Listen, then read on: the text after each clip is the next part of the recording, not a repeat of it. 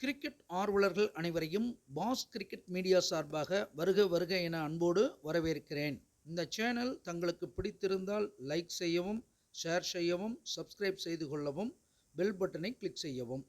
இந்திய அணி ஸ்ரீலங்காவுக்கு டூர் அடிச்சிருக்கு. அதில் 3 T20 மேட்ச் முதல்ல நடக்கிறது. அதில் இன்னைக்கு நடக்கிறது 3வது T20 போட்டி. இந்த 3வது T20 போட்டியிலேயாவது வெற்றி பெற்று ஒரு ஆறுதல் வெற்றியை பெற முடியுமா அப்படின்னு ஸ்ரீலங்கா ரொம்ப முனைப்பு காட்டுவாங்க. ஏன்னா ரசிகர் பலத்தோடு இருக்கிறாங்க. ஜெயசூர்யா வேறு கோச்சாக இருந்தாலும் அவங்களால தோற்று தான் இருக்காங்க இது வரைக்கும். அதனால் இந்த போட்டியில் ஜெயிப்பாங்களா அப்படிங்கிறதும் இருந்தது. இருந்த போதிலும் இந்திய அணி வெற்றி பெறுமானதான் மறுபடியும் கேள்வி வந்தது. ஏன்னா 3-0 வாஷ் அவுட் பண்ணுமா அப்படின்னு தான் கேள்வி வந்தது. இந்தியாவுடைய அதிபதி பார்த்திங்கன்னா தன் வீட்டிலே பலமாக இருக்கிறது, வீறு கொண்டு விளையாடுறதுக்கான அமைப்பு நல்லாவே இருக்குது. ஸோ வலுவான அமைப்பு இந்தியாவுக்கு உண்டு.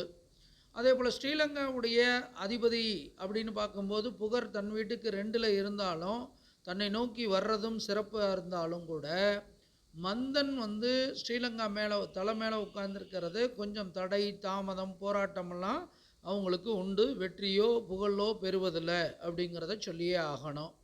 அதே சமயத்தில் இந்தியாவுடைய லாபஸ்தானத்தில் பொன் இருப்பது இந்தியாவுக்கு வெற்றி வாய்ப்பை பிரகாசமாக்குது அப்படிங்கிறத சொல்லணும்.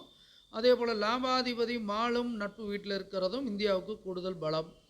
ஆனால் ஸ்ரீலங்காவுடைய லாபஸ்தானத்தில் கவிப்பு இருக்கிறதும் மதி இருக்கிறதும் சிறப்பில்லை.